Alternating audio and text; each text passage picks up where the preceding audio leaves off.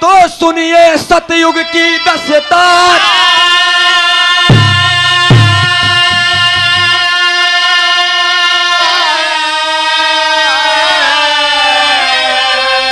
श्रोता गण अब दे कर ध्यान, मान सम्मान से सुनिए गीत भरपूर।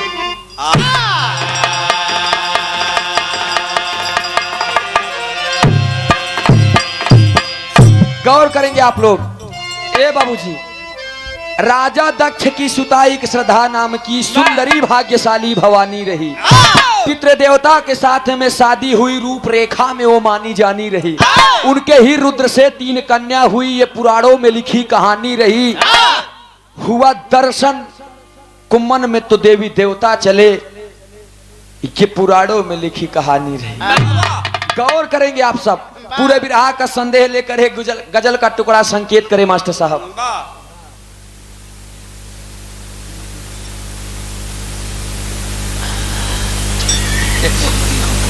वाह, हाँ भाई सुजीत भैया, 50 अब हमारा तोहरे ऊपर कर्जा है। न न न 50 हमारा वापस कर देखा। बेईमानी है सबके सामने बहन, हमका दोनों जने 50-50 मिला रहन। अगर 50 हो तो अरे यार करा बेईमानी भाई, कहना है मास्टर साहब।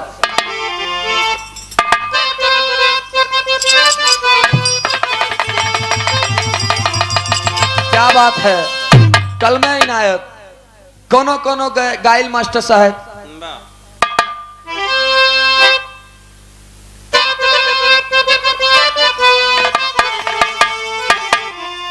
कहा अरे उठो मुसलमान नमाज पढ़ लो, अरे उठो मुसलमान नमाज पढ़ लो, अभी मेरा सर नहीं। ओ मुसलमान नमाज पढ़ लो, अभी मेरा सर।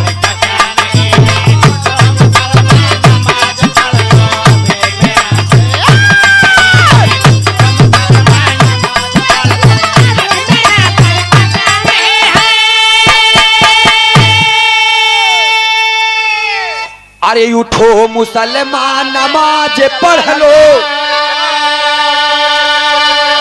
अरे अभी मेरा सर कटा नहीं। अरे हुसैन जैसा दिया शहादत, हुसैन जैसा दिया शहादत, वैसा कोई दिया नहीं।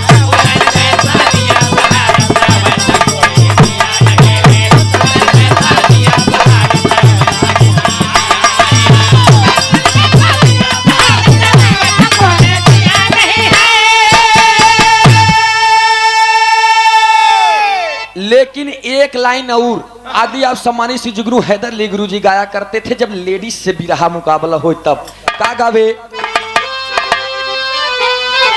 का अरे दिल से दिल का मेल करने, अरे दिल से दिल का मेल करने दिल दीवाने आ गए। दिल से दिल का मेल करने दिल दीवाने आ गए।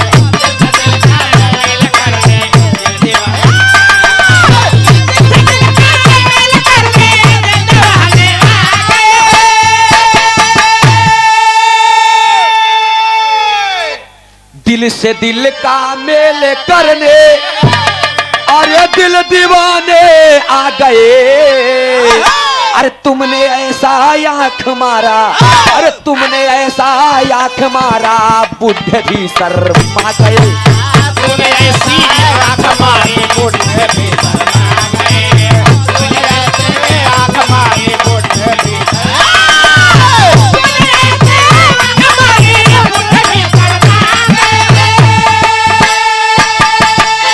लेकिन गौर करेंगे बाबूजी, राजा दक्ष की एक बिटिया तो उनके कई उठी रही, लेकिन एक बिटिया जेका नाम श्रद्धा बताया गया। श्रद्धा के 3 बिटिया, मेनिका, कलावती, कन्या। एक बार क्षीर सागर में भगवान श्री विष्णु जी बैठे हुए हैं, चरण को दबा रही हैं। कौन? माता लक्ष्मी जी। दबाते हुए कहती हैं कि नाथ, कब से आप इस क्षीर सागर का आनंद ले रहे हैं, लेकिन कभी ऐसा भवा नहीं कि आप पूरी पकवान बनाए के भक्तों को खिला दीजिए। जब माता की बात सुने भगवान विष्णु जी बोले कि अरे लक्ष्मी, तुम्हारी क्या भावना है, तुम अपने भावनाओं को प्रकट करो, बाकी तो सारा काम हम करब। लक्ष्मी माई कहें कि स्वामी, हमारे दिल में एक मनसा बा कि कैसो करब, हम अपने से पूरी पकवान बनाए के क्षीर सागर के उद्घाटन में तमाम अपने भक्तों को खिलाना चाहते हैं। ए भैया, क्षीर सागर से उठ करके विष्णु भगवान चल दिए सभी लोगों को निमंत्रण देने के लिए। पहुंच गए, सगतू ने उता दई देहन, चले आए घर पे। वो भी दिन आ गया, क्षीर सागर में बाबूजी पूरी पकवान तैयार हो रहे हैं। और उधर से नेउतारी चल दें, जब नेउतारी चल दें तो नजम के लाइन में कहना है,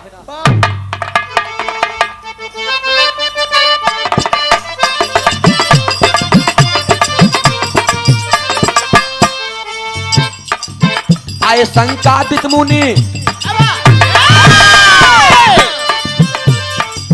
आए संकादित मुनि सूर्य नमस्कार किए, उचित स्थान पर सेवा और सत्कार किए।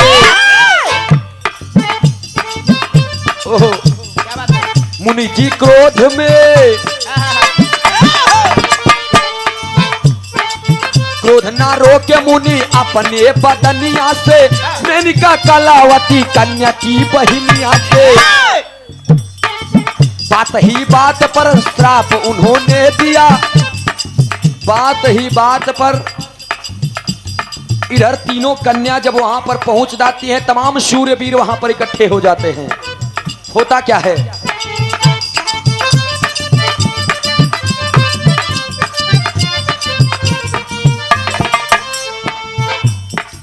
बात ही बातों में उसने है दिल में आस लिया, क्षमा करने का फिर नहीं टाइम पास दिया। ए भैया, मेनका कलावती कन्या ये तीनों देवी यानी तीनों बिटिया पहुंच करके वही दरबार में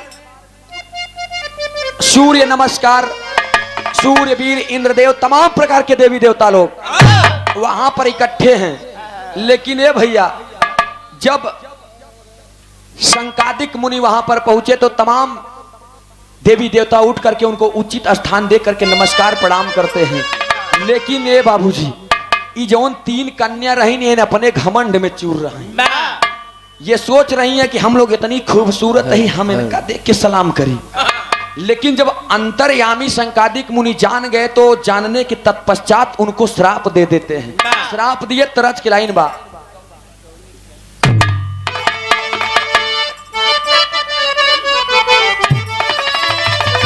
यही श्राप दिए, कहा अरे गवने की रात दुखदाई रे,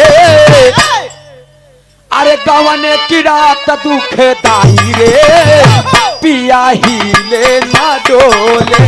गवने की रात दुखदाई रे, पिया ही ले ना डोले। गवने की रात दुखदाई रे, पिया ही ले ना डोले।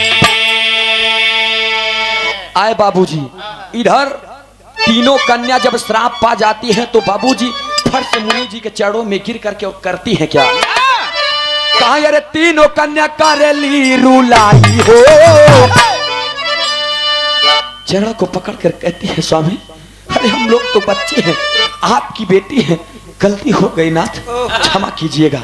होता क्या है, तीनों कन्या करेली रुलाई हो, है मुनि आप तो हमारे पिता योग्य हैं स्वामी। का कहे, तीनों कन्या करेली रुलाई हो, मुनि जी माना बचनिया। तीनों बहिन कैल न रवाई हो, मुनि जी माना बचनिया। तीनों बहिन कैल न रवाई हो, मुनि जी माना बचनिया। तीनों कन्या करेली रुलाई हो, मुनि जी माना बचनिया। का कहे,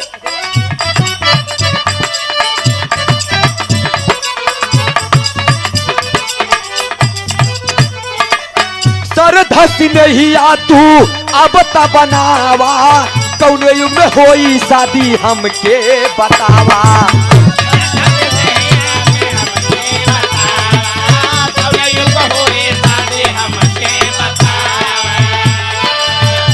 अरे चिंता में मानावा झुराई हो मुनि माना बचानिया।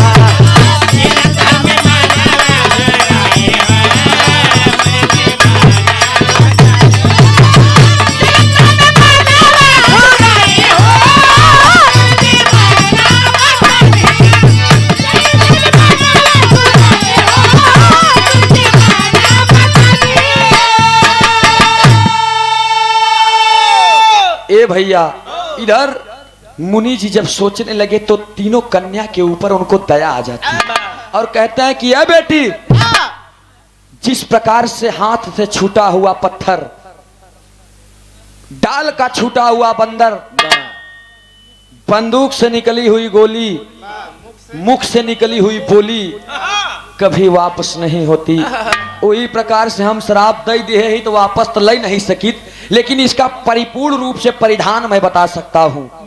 कहें स्वामी यह इतना बताई दिया, उसके बाद जौन हो अब हम झेलब है ये। लेकिन ए बाबूजी इधर बताते हैं क्या, तरज के लाइन बात।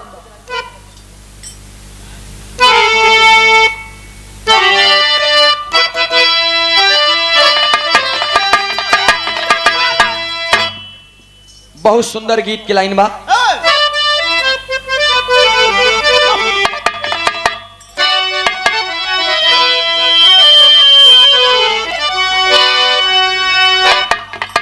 जियो कायर झुलनिया के गुजवा, और झुलनिया के गुजवा टूटल ए राजा, जवानिया में करिया छूटल ये राजा, जवानिया में करिया।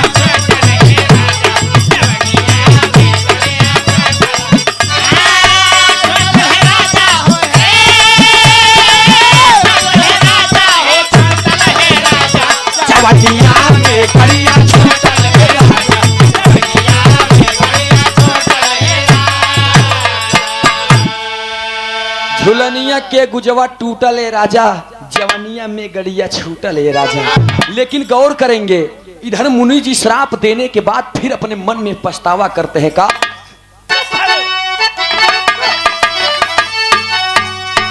अरे मनवा में अपने, अरे मनवा में अपने मुनि जी पछताई, बोला हे मुनि तीनों बहिनी कहाँ जाई,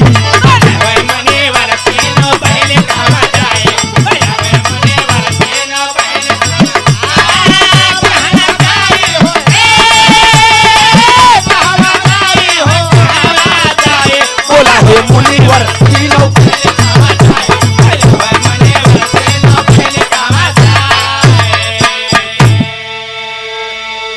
श्राप दई के मनवा में खुद ही पछताई, बोला है मुनिवर तीनों बहिनी कहाँ जाई। अभी तो युग बर्बाद हो गया। इस भाव को समझते हुए आज भी आप सम्मानित श्री जीजा जी रोहित यादव जी पैगंबरपुर के ऐतिहासिक पावन सरजमी से बड़ी अहम भूमिका निभाते हैं आप। 501 रुपए का पुरस्कार आज भदोही वाला माल निकलता है। चढ़ो में पहले की पूरी पार्टी की तरफ से स्वागत अभिनंदन बंदन बा। ए भैया अंतरे में कहना है,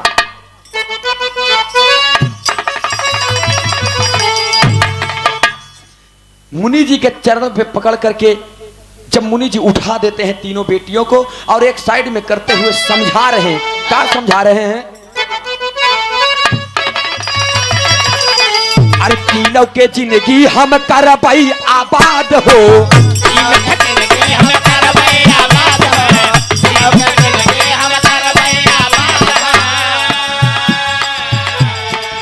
अरे दुआ कर प्रभु से बाई है फरियाद हो,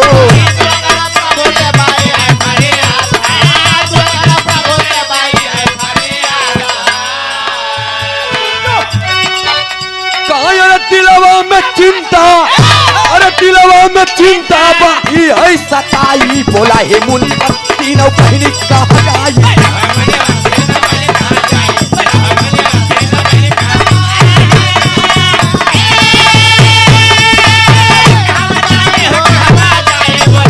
जियो से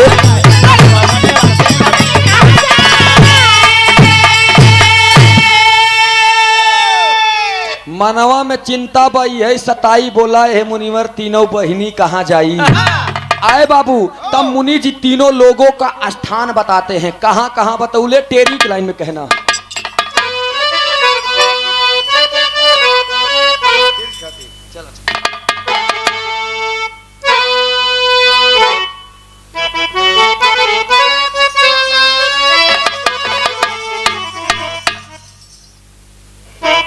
सजनवा पैबू तीनों बहिनी, अरे सजनवा हो, सजनवा पैबू तीनों बहिनी, हिमाचल नगर जनकपुर बरसाना में पैबू।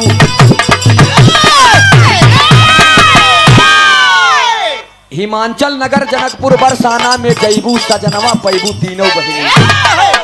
ए भैया, इधर तीनों लोगों को बताते हैं कहाँ। मेनिका का दूसरा जन्म मैना के रूप में होता है।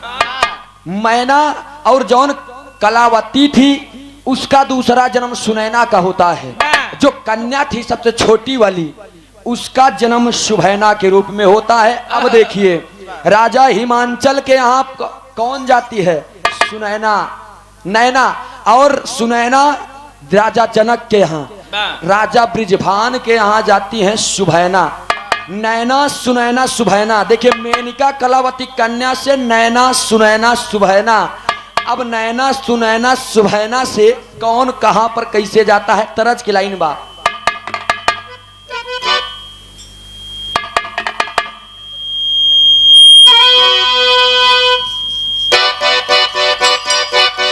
जियो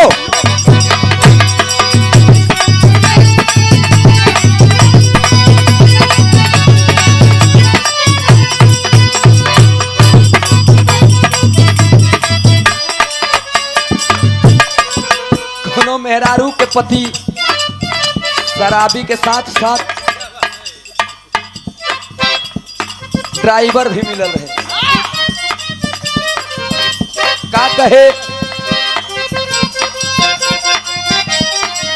यही कहे, सैया मिलल बा ड्राइवर तो चलाई गाड़ी हो।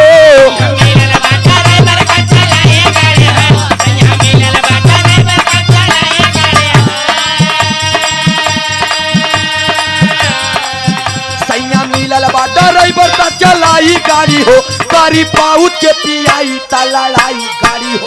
कारी पाउच के पियाई ता लड़ाई गाड़ी हो, कारी पाउच के पियाई ता लड़ाई गाड़ी हो। लेकिन ये भैया, इधर तीनों बहन को बता दिए कहाँ कहाँ। मेनिका, मैना, कलावती, सुनैना, कन्या, शुभैना। अब ये मैना, सुनैना, शुभैना से भी एक एक लड़की जन्म लेती हैं। कौन कौन?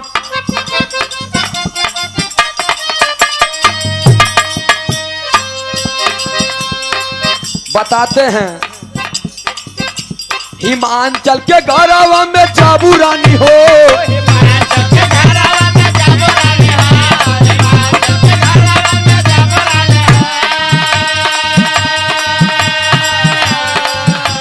हिमांचल के घरवा में जाबू रानी हो, तानी दिलवा में रखा तू काबू रानी हो।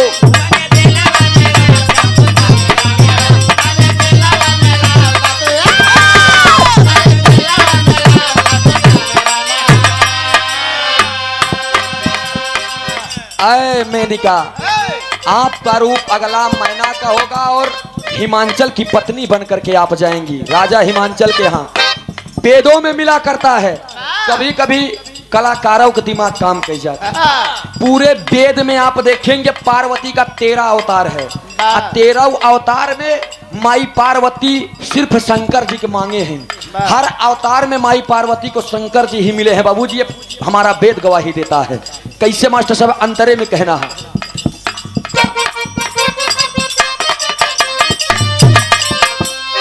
बता दिए, हिमांचल के घरवा में जाबू रानी हो, अब तो दिलवा पे रखा तू काबू रानी हो। अब इधर सुनैना के बता कैसे।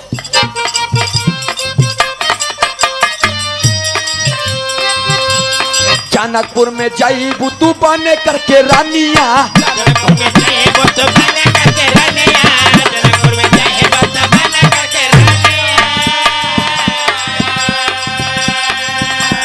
जनक के सुनाए ना तू बनबू दुल्हनिया,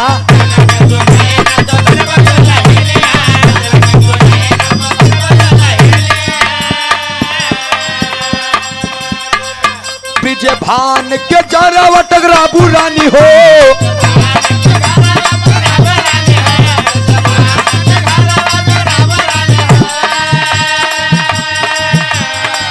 कन्या को बताते हैं। कन्या जो सुभैना होती है, सुभैना किसकी पत्नी है? द्वापर युग में बता दिए हैं, ब्रिजभान की पत्नी, राजा ब्रिजभान।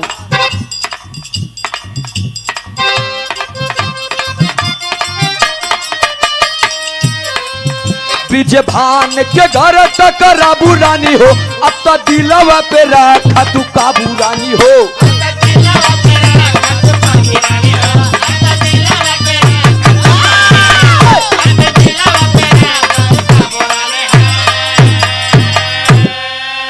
ए भैया, इधर राजा हिमांचल की पत्नी मैना होती हैं, राजा जनक की पत्नी सुनैना होती हैं, राजा ब्रिजभान की पति सुभैना होती हैं। और तीनों जने से फिर एक एक कन्या का अवतरण होता है।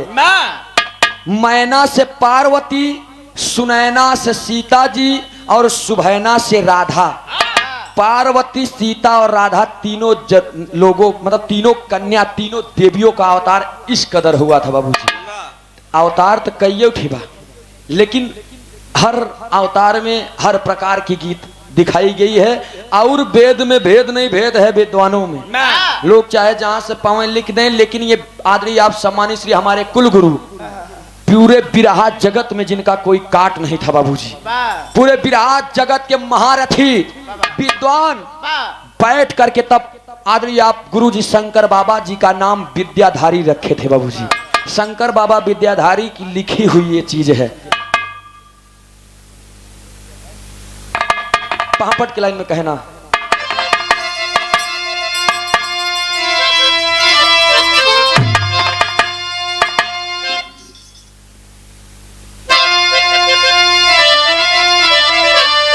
कहा अरे तीनों देवी के होई अब सदिया सदिया होई हो। बताते हैं कि तीनों जने के होई शादी, पर कहां कहां होई?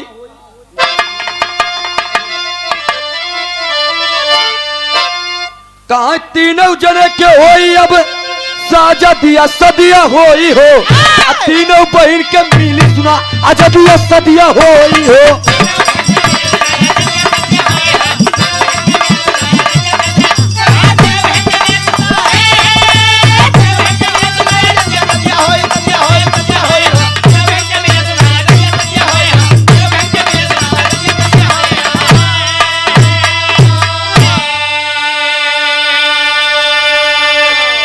तीनों जने बन जैबू अब सहजदिया सदिया होई हो। अब मिल जाई सबके खुली अजदिया सदिया होई हो। ए भैया, हकीकत में जब तीनों लोगों का अवतार होता है, तब पार्वती जी जब आती हैं तो उनका ब्याह शंकर जी से हो जाता है, सीता जी के शादी राम जी से हो जाता। लेकिन राधा बची हैं, राधा के शादी कृष्ण के साथ में नहीं हो रही, ना हुई है बाबूजी। मैंने महाभारत के किताब में पढ़ा है, उस किताब का नाम है प्रेम बंधु की अमर बल्लरी। उसमें साक्षात लिखा गया है कि राधिका माने कृष्ण की आत्मा, और अपने आत्मा से केहू के ब्याह नहीं होते। और इसीलिए बाबूजी हमें वहीं से मिला कि राधिका का ब्याह सत्य में कृष्ण के साथ में नहीं हुई थी बाबूजी। अब आप लीजिए, हमारे बीच में नन्हे मुन्ने कलाकार हैं, उन लोगों से आनंद लीजिए।